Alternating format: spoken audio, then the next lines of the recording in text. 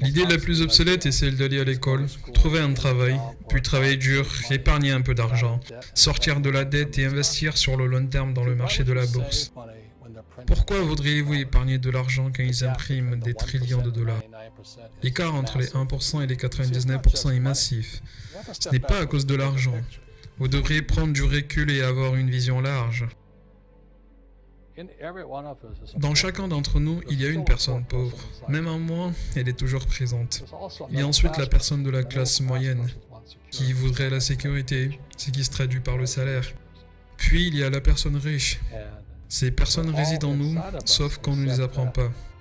Vous êtes éduqué à aller à l'école, avoir un travail et un salaire.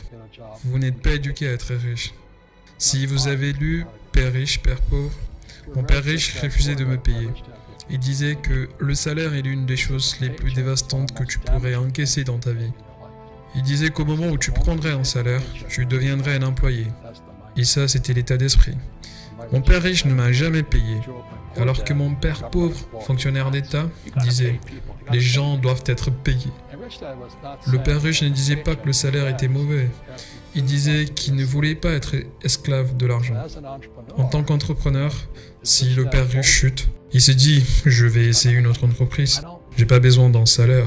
J'ai pas besoin qu'une autre personne prenne soin de moi. Si le gouvernement ne m'aime pas, je vais partir dans d'autres pays parce qu'ils ont besoin d'entrepreneurs. » L'entrepreneuriat est avant tout un état d'esprit, un ensemble de compétences et des règles. Et selon que vous êtes employé ou entreprise, les règles sont différentes, l'état d'esprit est différent, les compétences sont différentes. Et je m'en souviens toujours. Mon dernier salaire, c'était le meilleur et le pire jour de ma vie. J'étais à Porto Rico, je travaillais pour Xerox. Mon patron m'avait donné mon chèque, qui n'était même pas un chèque de salaire, mais un chèque bonus d'environ 13 000 $ déductible. J'ai reçu ce chèque, puis j'étais étonné, excité, mais en même temps troublé. Il y avait à côté mon collègue John qui était venu me dire « Tu reviendras ». Je lui répondis « Pourquoi je reviendrai ?» Il dit « Parce que tu vas échouer ». Quand il me disait ces mots, je lui ai regardé et il avait dit « Toi, en échouant, tu reviendrais. Moi, j'échouerai, mais je reviendrai jamais. » Et c'est cela l'attitude. Si vous dites « Si j'échoue, je reviendrai chez maman et papa », dans ce cas, c'est ça ce que vous allez faire. Alors que quand vous échouez, c'est là où vous devenez entrepreneur. Moi, j'avais pas d'argent pendant des années. Je n'avais pas de salaire. Et c'est cette voie que mon père riche m'a encouragé à apprendre. Il me disait, lorsque tu n'as plus de salaire, tu deviendras très affamé, très intelligent. C'est aussi un test de ton caractère. Deviendras-tu un escroc? Deviendras-tu malhonnête? Voleras-tu? Seras-tu une personne meilleure? C'est là que siègent les bienfaits d'être entrepreneur. Vous allez découvrir qui vous êtes réellement quand vous n'avez plus rien. Vous devriez donc et toujours avoir une vision large. Beaucoup de gens se concentrent que sur ce qui leur arrive. Quand vous développez une vision large, vous saurez exactement que sitôt que quelque chose d'affreux advienne, il y a du bon qui le suit. Mais vous devriez vous préparer à toutes les circonstances. Si vous pensez que les 20 prochaines années seront telles qu'avaient été les 20 dernières, vous allez vous faire écraser. Quand vous et moi allons au marché pour acheter une boîte de lait, nous vérifions toujours la date d'expiration.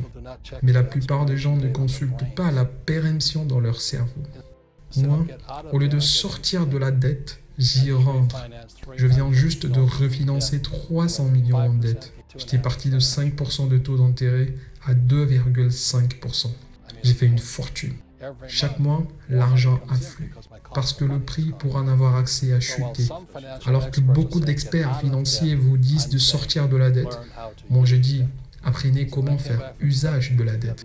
Quand j'étais revenu en 1973 de mon service à Vietnam, la première chose que mon père riche m'avait dit, c'est d'aller à l'école et apprendre à investir dans l'immobilier.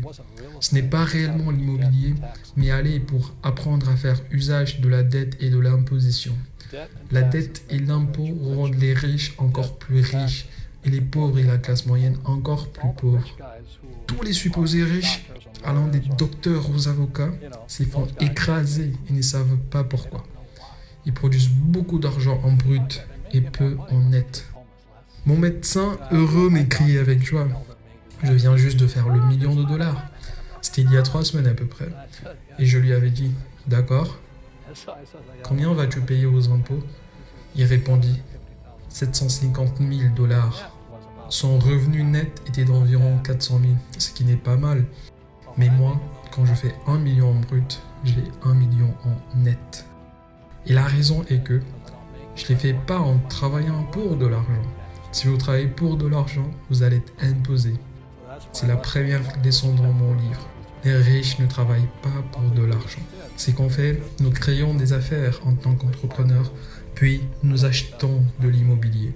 Je n'investis pas dans le marché de la bourse. La raison est que, en tant qu'entrepreneur, j'ai plus de contrôle sur mon revenu, combien je gagne et combien je paye aux impôts.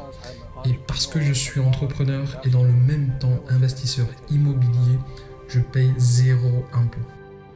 Chaque fois que je fais 1 million de dollars en tant qu'entrepreneur, je réinvestis directement dans l'immobilier.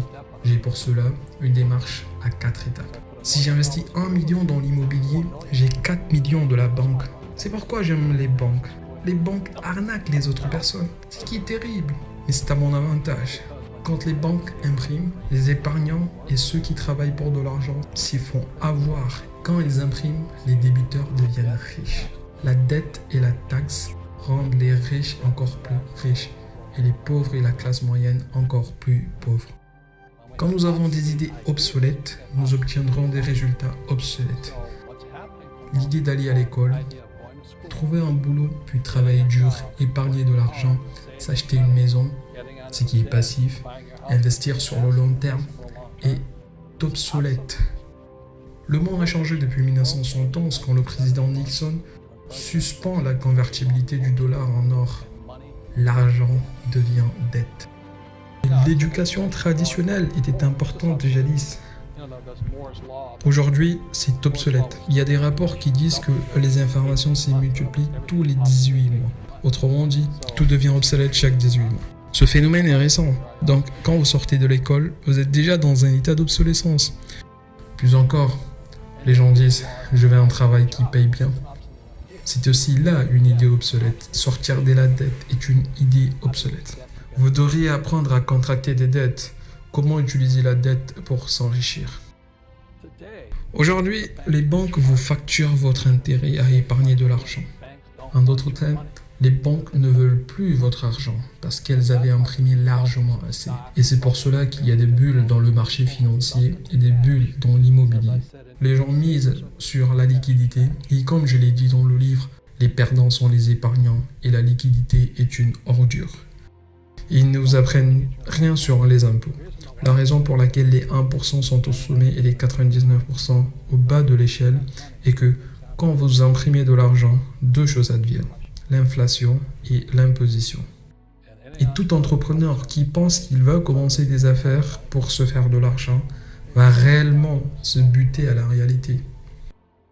La plupart des entrepreneurs, il y a 28 millions des hommes d'affaires aux États-Unis. 24 millions sont des indépendants. Ils sont appelés entrepreneurs non salariés. Cette situation arrive quand les gens ne comprennent pas ce que c'est qu'être entrepreneur. Donc la plupart des gens sont des travailleurs indépendants, mais ils ne sont pas réellement des entrepreneurs. Le travailleur indépendant paye le plus d'impôts et personne ne leur met en garde.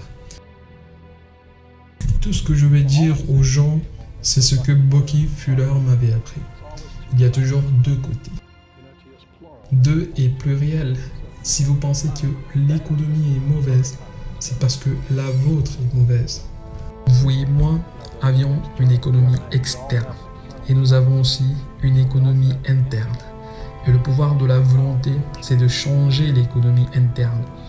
Les vrais entrepreneurs ont un point d'appui interne tel que quand ils chutent, ils se disent « c'est un bon signe parce que je repartirai encore plus haut ». La personne moyenne, quand il tombe, va se dire « je vais prendre du Prozac ». Les véritables entrepreneurs, qu'ils tombent ou qui se relèvent, prennent de l'élan pour aller beaucoup plus haut. Peu importe ce qui leur arrive, ils deviennent forts, meilleurs, plus intelligents, plus heureux. Mais les personnes avec un faible état d'esprit ont tellement peur de ce qui arrive. Et pourtant ça arrive. Les gens ayant peur de perdre leur travail le perdent généralement. La première tâche de l'entrepreneur est le contrôle de l'intérieur, pas de l'extérieur. Le moment où vous acceptez le chèque de salaire, vous êtes un employé. Or, vous valez mieux que ça. C'est une question de contrôle sur soi.